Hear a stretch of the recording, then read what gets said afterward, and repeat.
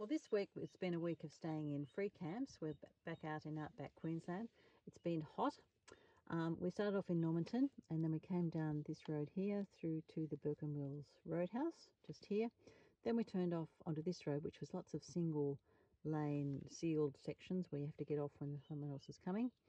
And then down into Julia Creek, then across to Richmond. We can stay in free camps in towns because we're self-contained, so that's been useful. Across to Hewenden, and then up into Porcupine Gorge National Park, and then out again, and then back down to Hewenden, and then out this way to Torrens Creek, where we turned off and came down here, went into Marinia National Park, saw an old shearing shed, and then down further to this road here where we cut across and stayed just outside Muttaburra.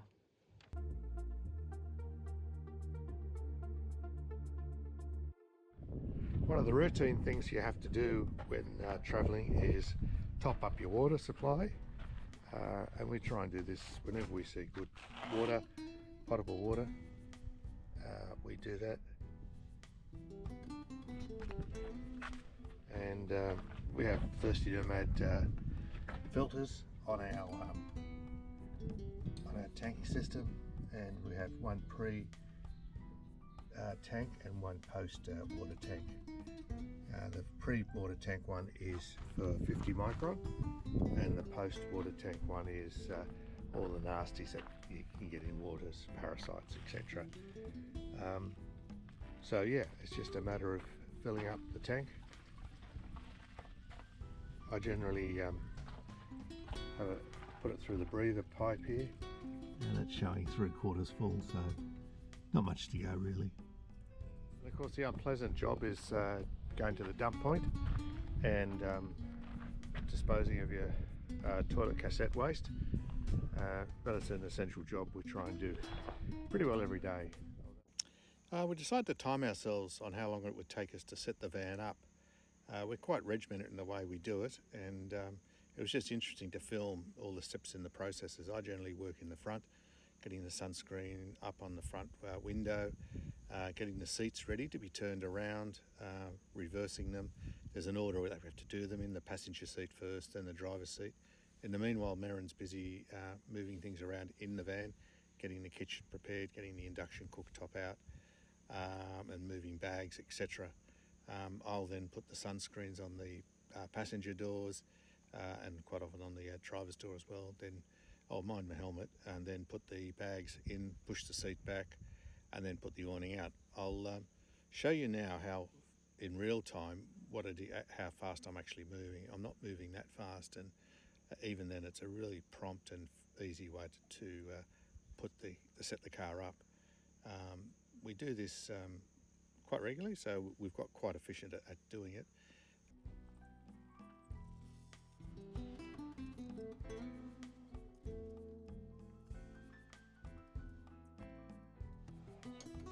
Next job is for me to put the mat out. Merrin's already done one of the chairs, the Helinox chairs. They're really smart and fast and easy to assemble, as you can see. And we just simply put the covers on. They fold up really small, store away really easily. And we're all set to go for a cup of coffee or a drink. So this is what the van looks like now. It's all set up. We've got the seats turned around, ready for us. All the sun shields and screens are on. We've got the kitchen set up, bed ready to go. All we're going to do now is open some windows, probably at the top there, just let some air through, and we're all good. So it's just over 7 minutes it's taken us to... Well, we're in a free camp. We both had a nice shower this afternoon. It was very pleasant, but since then Scott has spent most of his time trying to put the shower tent down. We have no internet. Last time we just googled how to do it. This time we can't. I think we'll obviously have to get something. So this is how you fold it down. You've got to take it first like this, twist it over, and then you've got to twist this one back around like this. And then you've got to get the top so close but no cigar. Just can't quite get that last bit to go. Stupid bloody thing it is. Who would have designed this like this? Try the fold in half method.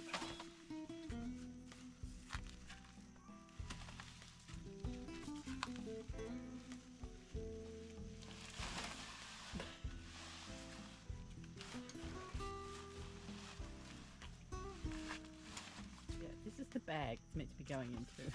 See, on this size, I don't know how many times, about 6 times now, but no further. So, Put on it, bring it down, twist those into yourself, and then you're just tucking this one back under, and this one then coming over the top. Voila, it's done.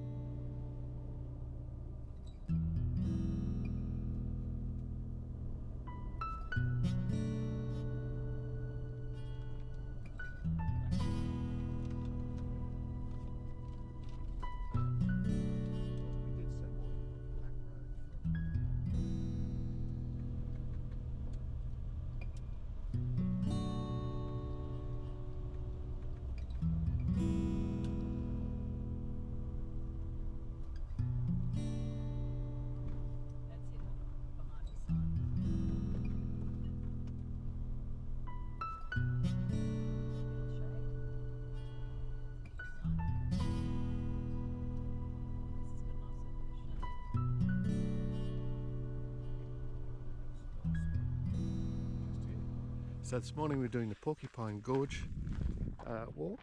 I think it's 2.5, is it? it's not far. Yeah, it's something like that. Yep, 2.5 k's. Parts of it are steep though, because you're going down into the gorge. Yeah, so it's evidently quite steep and hard to do, so it'll be interesting. So we've got away well early. It's just after 7. Usually still asleep at this point, but we wanted to make the most of the cool part of the day. Yep, all right.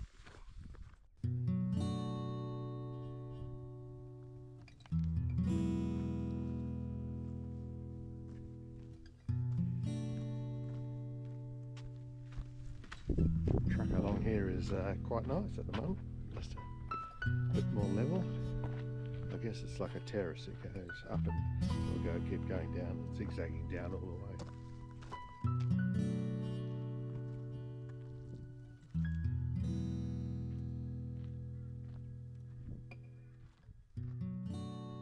Wow, look at this place. Something else, eh? This is Porcupine Gorge. Well, part of it. It's 100 kilometres long, the gorge. Yeah, so we'll keep walking down the track there. There's a place called Pyramid Rock. Probably walk around to there.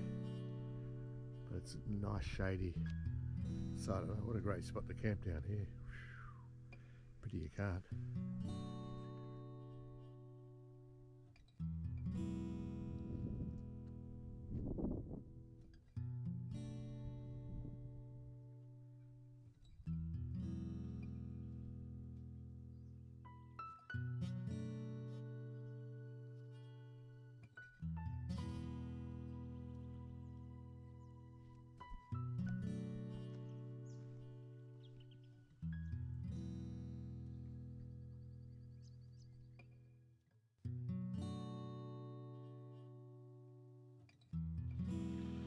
A lot of bottle brush plants, just naturally growing. They're beautiful.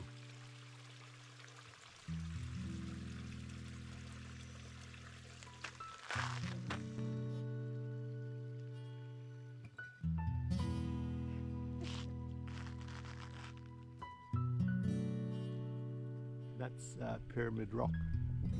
From a distance it looks more like a pyramid. At the moment it's just a sheer cliff face.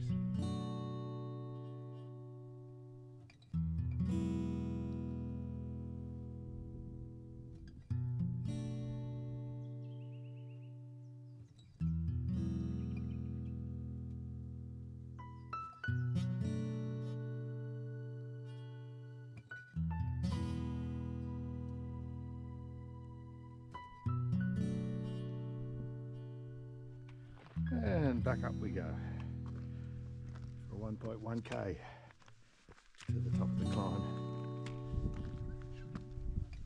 Starting to warm up now, just after 8:30 and the sun's come up into the valley.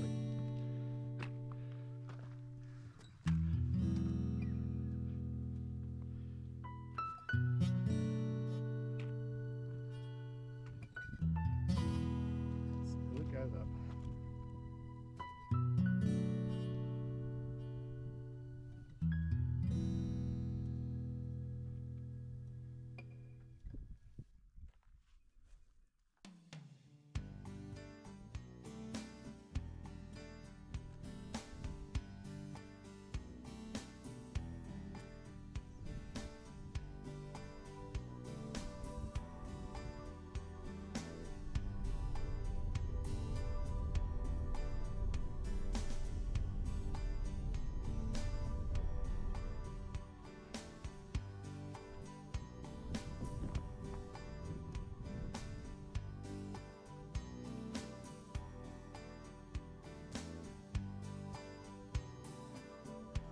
An old wool press.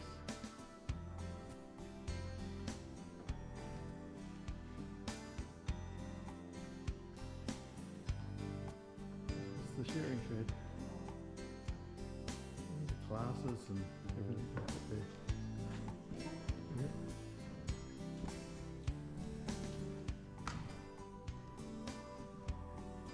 Shearing quarters.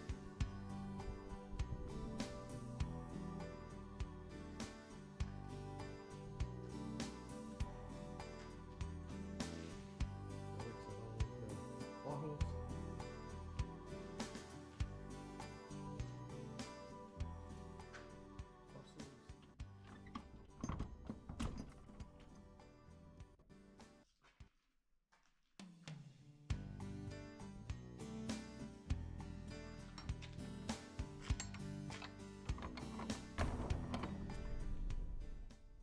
Well, what have we got planned for this coming week?